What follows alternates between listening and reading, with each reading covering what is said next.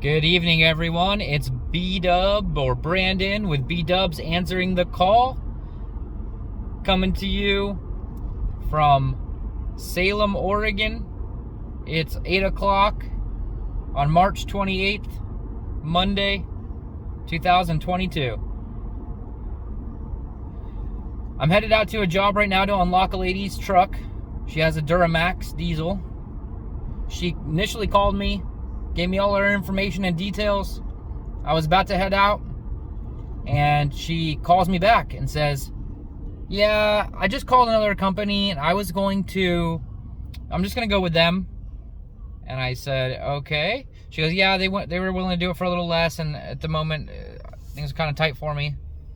And so I had a little bit of a chat with her, and I wish I would have recorded it on my phone, but unfortunately, I didn't have my other phone with me when I picked up the phone, and it's late, and I woke up early for the early morning call. And so I'm pretty exhausted, and I'm not thinking very clearly. However, I did remember to think about you guys on this video here. So I am headed to this job to unlock her truck,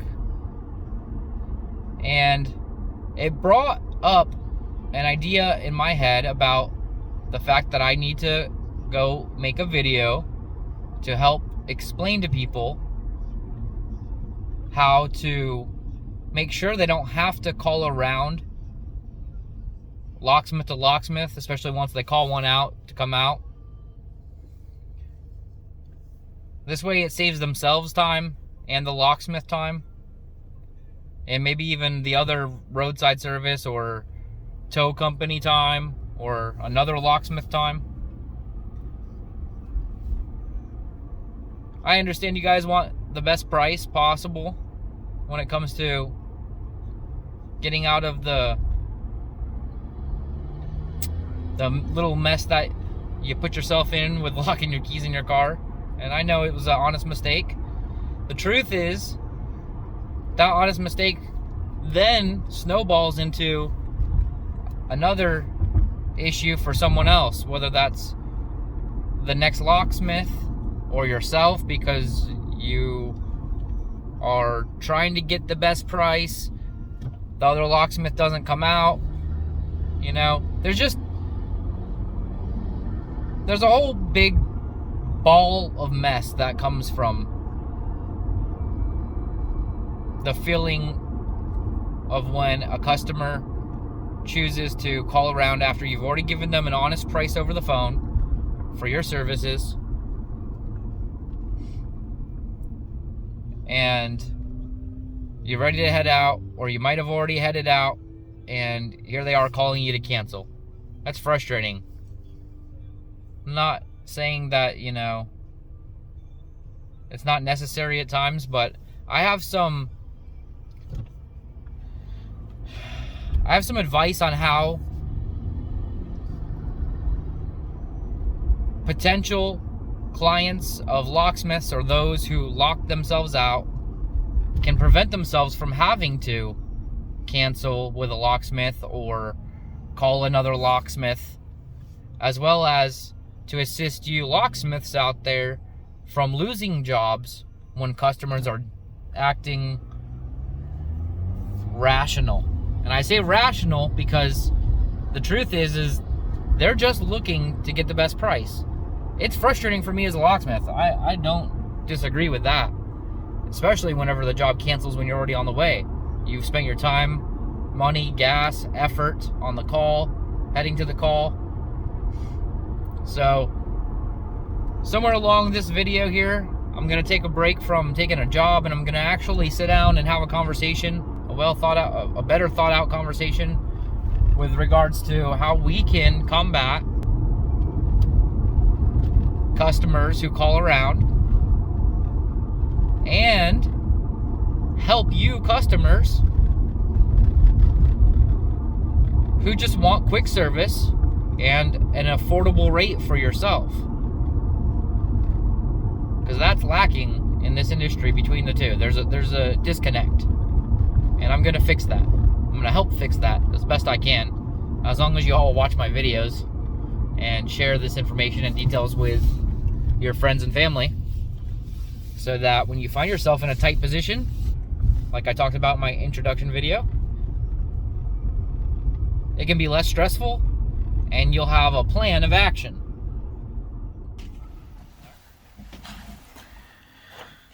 All right, everybody, so I went ahead and made a cheat sheet here for you. If you're a customer, a potential customer of a locksmith, I made a cheat sheet here. The customer wants best price and fast service. Those are the two things that a customer is looking for when they're calling a locksmith. And the locksmith has a problem.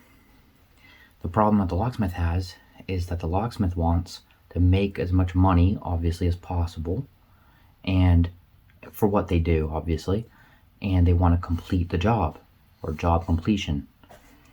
So we have a problem for the customer and a problem for the locksmith. And there's a solution, guys. The solution to match both of these problems is that the first one is that if you're a customer and you're looking for a locksmith, the first thing you're going to probably do is you're going to, if you have your phone or somebody else has their phone and you're going to them to use their phone, you're going to look on Google and probably type in locksmith near me or unlock my car. And what's going to pop up is there's going to be a list of locksmiths in your area that are closest to you. And so whenever it comes to picking or choosing one of those locksmiths, if you're kind of broke or you don't have much money to afford to pay much for a locksmith, the first solution is that you're not going to want to don't click on the first option you see.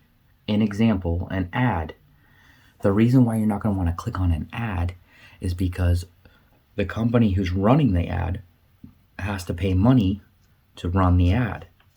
So the first thing they're going to do is tack on the extra cost that they incur to run that ad, because that's an additional expense that they have to incur.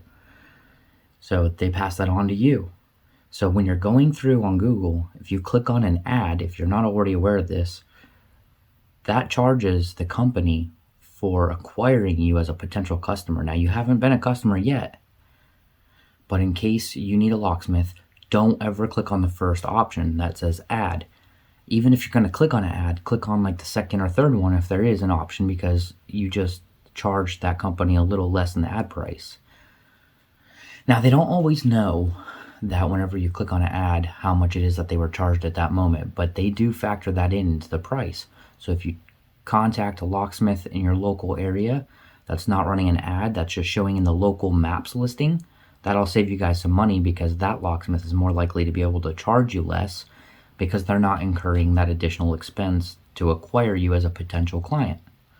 I hope that makes sense to you guys. That's the first solution, is don't click on the first option on the ad whenever you're looking for a locksmith on your phone, because that'll save you a little bit of money.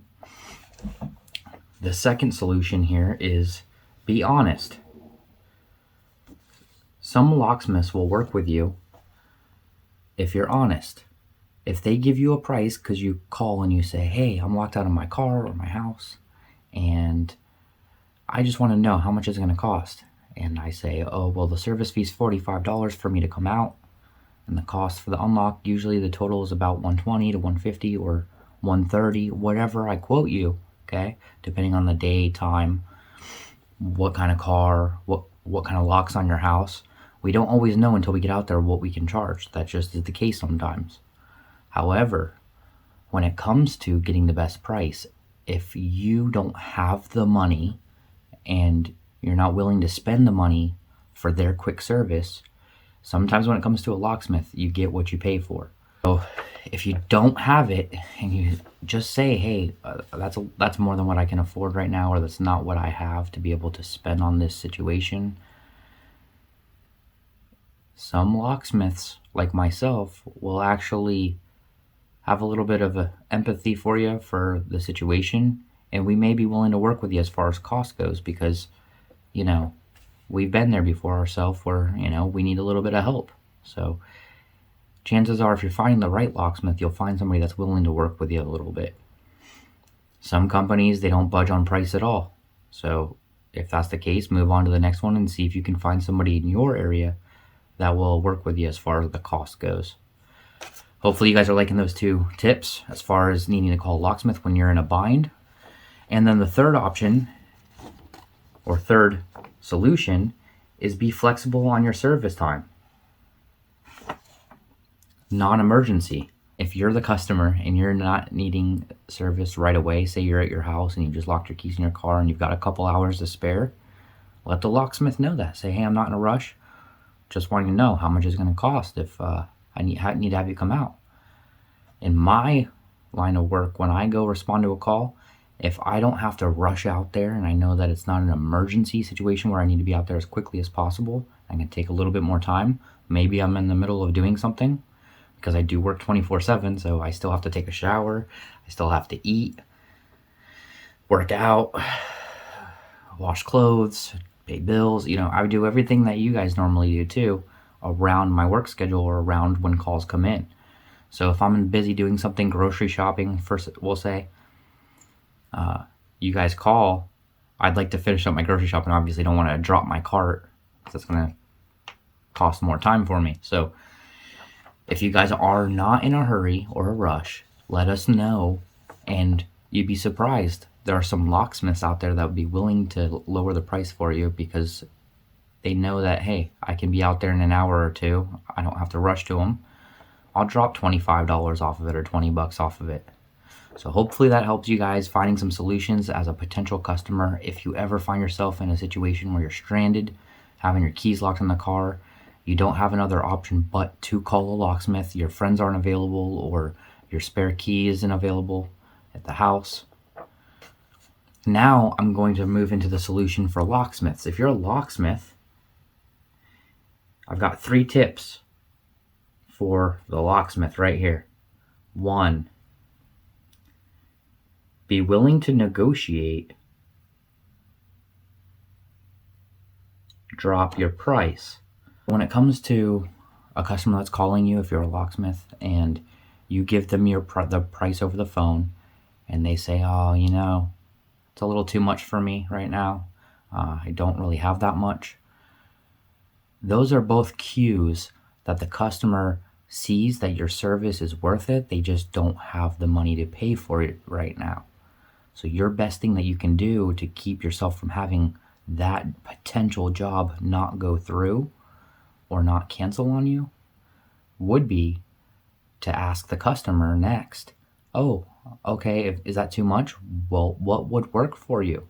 What price would work for you? Maybe we can find some place in the middle that would work if you're willing to go out and negotiate to make sure that you acquire and are able to complete that job. Because I can tell you from experience in the past, if you don't do that, you can lose quite a bit of jobs to someone else who's quoting a little lower. Now, their service might not be as good, or maybe they won't be there as quickly, but it's still your job when you get a customer's call to close that job. I mean, do you want to make money? A little bit of money is better than no money sometimes. I mean, now granted, you have to be careful as a locksmith, because if you quote too low or you go out for a job too low and another one comes in, there's a happy medium there, because you could be missing out on money and losing money assisting somebody by trying to help. So keep that in mind, but that's the first solution to the problem as a locksmith of not being able to complete jobs and make the kind of money that you want to make in your field. Now we go down to number 2. Don't overquote or underquote. What I mean by that is, if you overquote the customer, in some cases, if they're not an emergency, they may just hang up on you, and you don't even have a chance to secure that job or try to rebut their issue or their concern with payment, because you overquote by way too much. So don't overquote and risk losing a customer or a potential customer before you even get to assist them over the phone. When I say don't underquote, what I mean by don't underquote is that if you give somebody an estimate, say somebody calls and says, I'm locked out of my car, I need an estimate, what do you guys charge? And you say, oh, we charge $50. Well, that could cost you some money, guys. The solution to the problem shouldn't be create yourself another problem. And how that can create your problem is you go out to unlock that customer's car for $50, or they expect that you're going to do it for $50. They're going to expect that you're going to do it for that price every time, most likely. In that scenario, if you do that even once or a couple times, what happens whenever you get a call and that customer that you're responding to for $50 makes you wait because they don't respect your time, because people who pay you less usually are less satisfied, have a different mindset than somebody who's willing to pay you what you're worth to come out. Now, when it comes to underquoting as well, you could lose money because you go to respond to that call and another locksmith they called offers to do the job for less than what you quoted. So now you're in a pickle, because when they call you back to cancel, you can underquote the other locksmith again if you want, but it's going to be really hard because you already gave them a quote that was below what you normally charge. So you're going to make pennies on that job, and to make matters worse, when you go to respond to that call, there may be a chance that you get another call that you could have made top dollar on from someone who respects your time, who's there when you show up to the car, that you're not waiting on, and that has the funds. So you locksmiths have gotten 2 solutions to that problem of jobs canceling on you or not being able to respond to calls.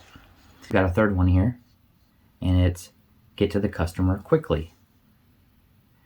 Now that one may seem pretty obvious, but like I've said in my previous videos, if you're taking your sweet time before you head out to the call and the customer called another locksmith and they got a little bit better of a quote or even the same quote, and they said that they could get out there sooner, and or maybe they said they could get out there at the same time, and they leave and they get to that customer before you do, chances are they're going to have that car almost, if not already unlocked, or a house already unlocked by the time you get there, because you took your sweet time and you didn't get to the customer as quickly as you possibly could. So that's another way that you can prevent yourself from jobs canceling on you. It saves you a lot of time and money if you take these into consideration. I hope you guys enjoyed my little sheet here, and if you'd like, you can probably take a picture of that if you're a locksmith or a customer, so you can keep this handy and think about it. And this way, whenever you come into a situation where you need a locksmith, the problems that most people find themselves dealing with when they have to call a locksmith, there's some solutions for you to save you some time and money from calling around to a bunch of locksmiths, as well as locksmiths from having to deal with customers who are calling around. I hope you guys enjoyed that little bit of 3 tips for locksmiths and 3 tips for customers. If you did, don't forget before this video ends to hit the like button and subscribe. All right, so we're going to go back to the call. Thanks for watching. All right, everybody. We're only 2 minutes from the job. What's going on with you guys? Are you liking the videos? If you're liking the videos and you are enjoying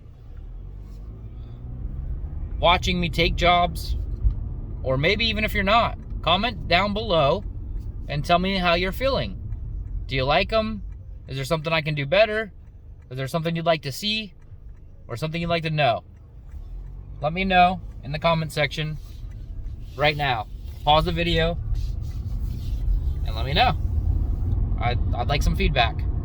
I've created quite a few videos by this time that I've uploaded, and so I'd like your feedback as to what you think. The good, the not so good, and the beautiful. All right?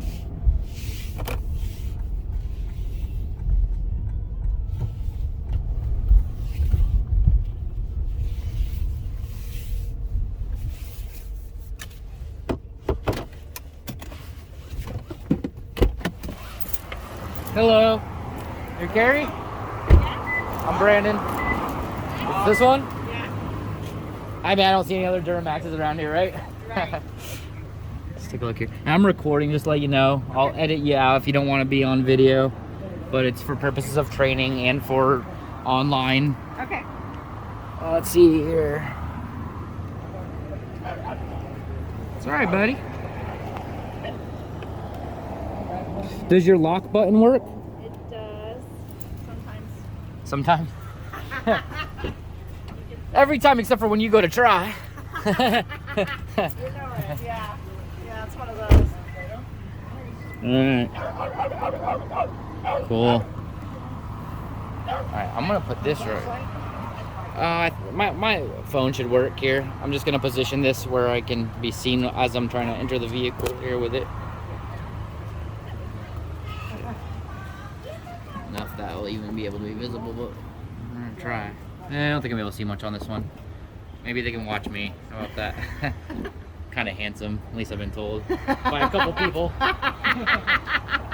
That's helpful. I have you sign an estimate, but I already told you how much it'd be. Cool. And I appreciate that.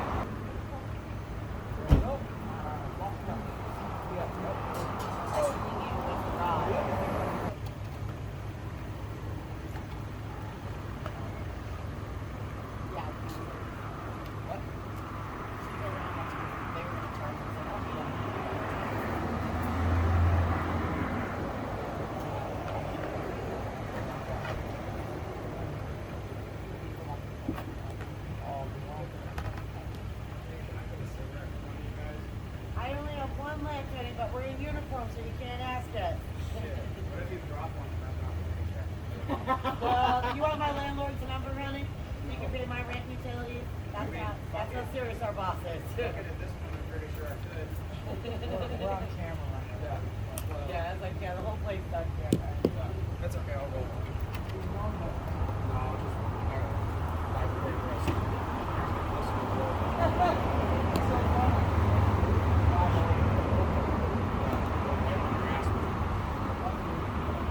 What's your name, bro? Kenny? Dave. David. David Michael Thayer. Roughly.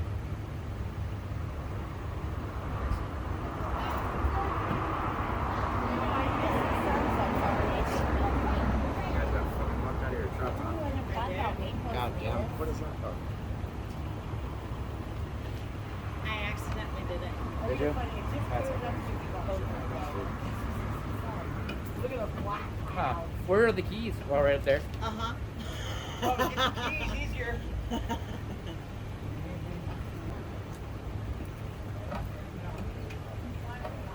How's it going, man? Yeah, there you go. Not too bad. Whoops. Oh, goodness.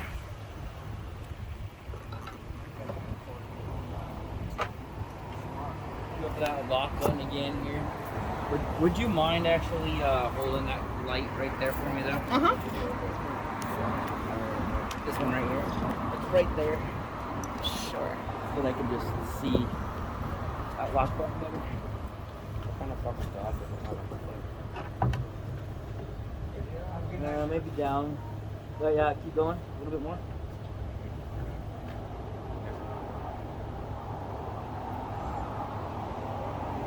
Just a little concerned with you saying that your lock button doesn't really work because it might mean that. Well, the button part, but the slider does. What's It's a the slider. It's like.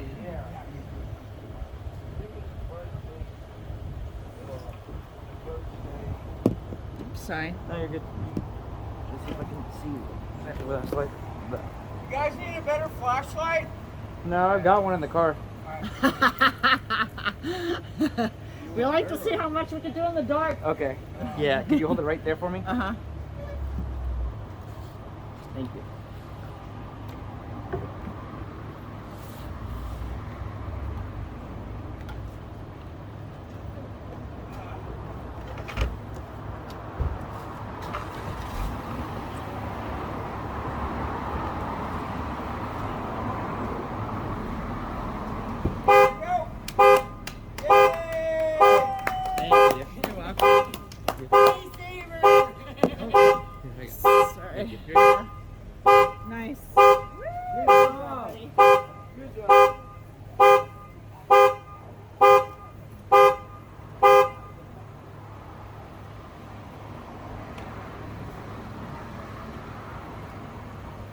your help, by the way.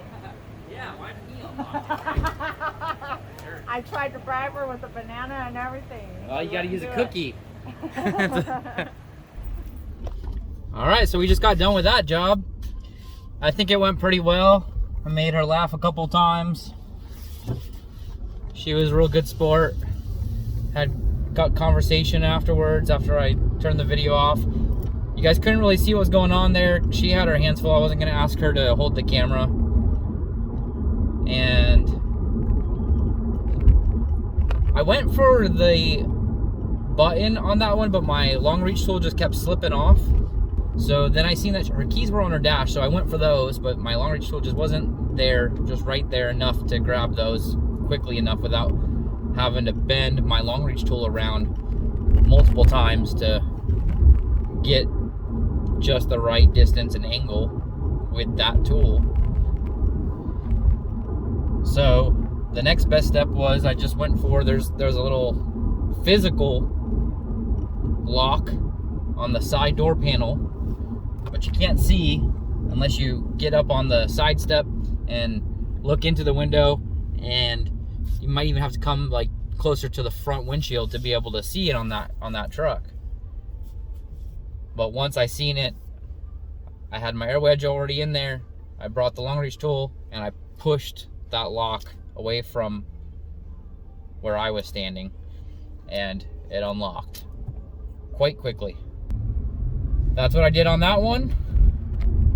She was happy. She was happy that she was able to get a good deal. So I'm glad that we were able to help her, and hopefully she uses us again down the road if she does ever need a locksmith and she remembers us.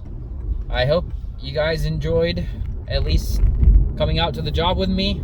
I know you didn't get to see a whole lot on that one, but maybe you got to hear a good portion of the conversation. You should make sure you like and subscribe. Thank you guys for watching. Don't forget to comment below in the comment section about any suggestions or feedback that you guys would like to provide me. I appreciate you guys watching, and have a great night, day, or morning, whichever it is for you.